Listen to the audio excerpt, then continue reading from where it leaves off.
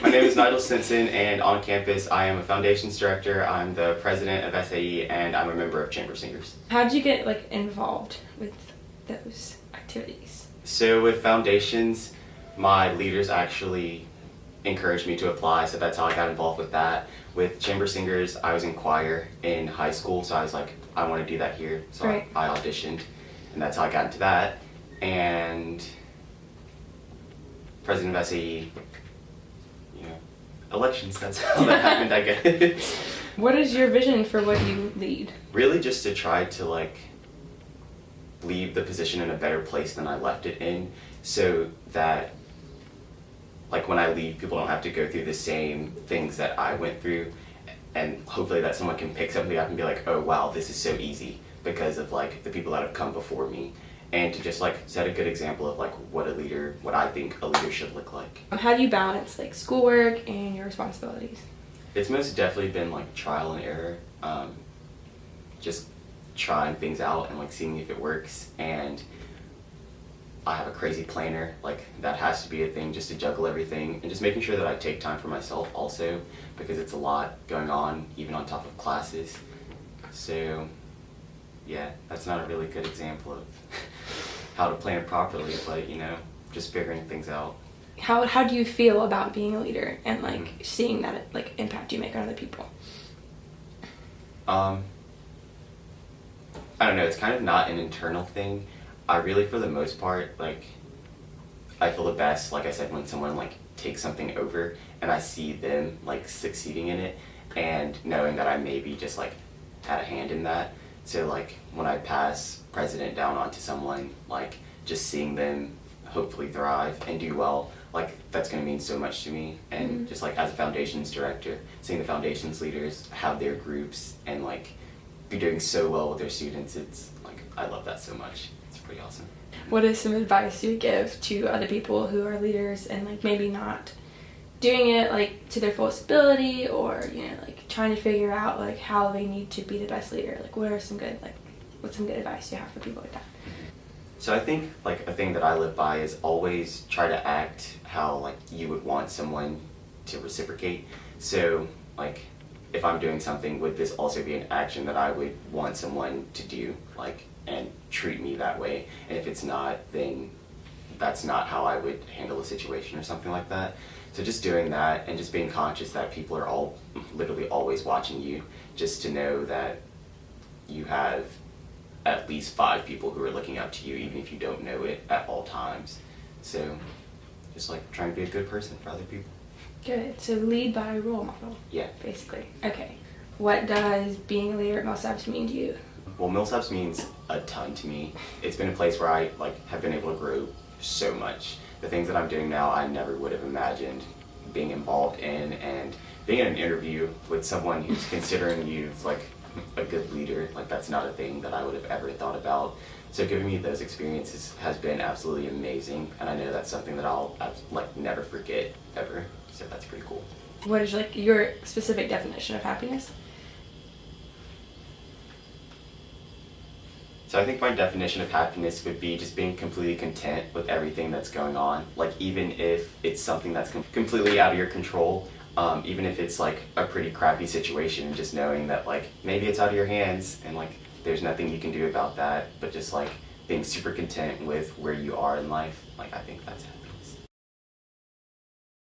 My name is Sara Sabbagh. I'm a sophomore. I'm on the Panhellenic Executive board, so I serve as the Director of Service and Programming.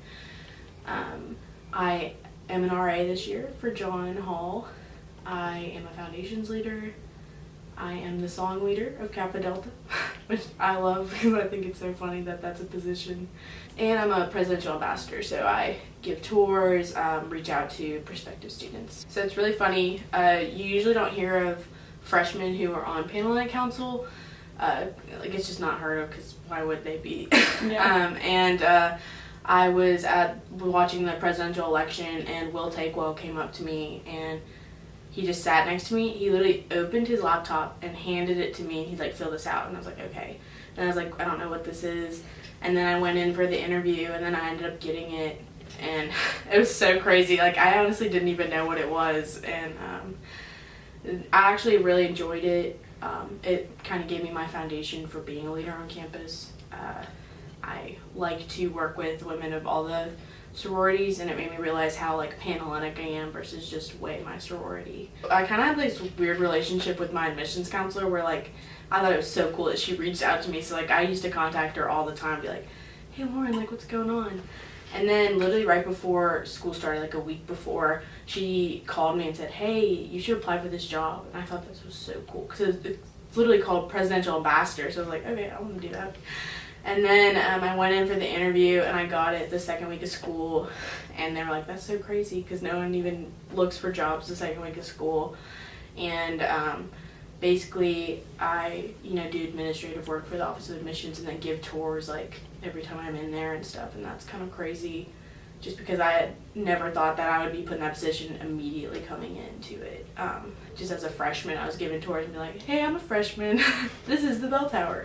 What advice would you give to another leader to better their leadership skills? One of the most important things to me is making the people that you're leading, co-leading with, or maybe the group of leaders that you are leading, to make them feel comfortable. My biggest thing coming in, as I had a very uncomfortable foundations experience, it made me want to literally transfer from Millsaps, and I kind of use that as my foundation coming into all these leadership positions, is making sure that everyone feels comfortable all the time, and then also inviting uncomfortable moments, like letting people know like this is an uncomfortable topic but we need to clear the air about it, stuff like that, just so that people know what they're getting into. I think it really changes how you can work with people. What would be your vision for those that you lead?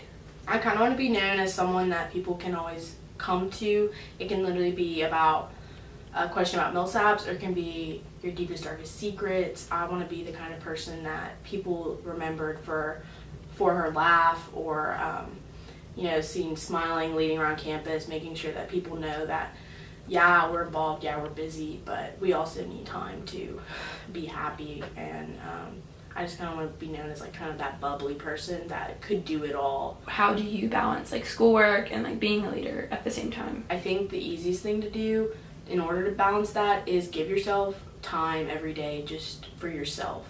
So make sure that you do something every day that you love, so that you're not like hating your Mondays and Wednesdays and then having off Tuesdays and Thursdays. Like, make every day about you, because it's you going through all those things, and it's you that put your commitment on the line for all of those things. So I think that as long as you make time for yourself every day, it's easy to make that balance. Like, even if it's just doing your eyebrows, like that, it makes a difference, like in how you feel about yourself, or taking time to do a little doodle, or maybe just play on your phone for a little bit. I think that's kind of the balance, is making sure that you're not overworking yourself. Like, you do need breaks. What does Millsaps College mean to you? Millsaps has definitely become a second home to me. I love my dorm room. I think that it's important to make sure that your dorm is somewhere that you can feel safe in. And then I also think that the relationships you have with people shape your experience places, and the people at Millsaps are amazing. There's diversity. There may be people that you don't agree with, which is amazing, because then you can have conversations about it. There can be people that you just love walking by and saying hi to, people you can have close relationships with, people you kind of just have those hey relationships with. You can kind of have it all here, and I think that Millsaps has done a lot for me, even just as a sophomore up to this point. I think that I'll always be grateful for the relationships that I made here, and then also the academic rigor. Like, you're not going to find that anywhere else. You kind of touched on diversity here. So how would you say you have adapted to the diversity of Millsaps versus where you came from before? So I'm actually a Muslim. Christians and Muslims share lots of the same values, so I'm not saying like we're different, but I just mean like can't have the same traditions and stuff like that. So I come from the coast, and yeah, it's a diverse place, but I also came from like a Republican-led little retirement community, so very conservative, and then coming to a liberal arts college really has changed the game for me. I mean, I can relate to a lot more people here. So it's almost in a way like more comfortable, just because like I'm not afraid to like say that I am who I am. So I definitely think that Millsaps can do that for people too. It's just you can be whoever you want to be here, and you can be who you are without having fear of it too. What is your definition of happiness? For me, happiness is just uncontrollable laughter, feeling joy, relaxed environment, maybe even in moments you don't even need to, just feeling completely comfortable to be yourself is happiness. You nailed it. Okay.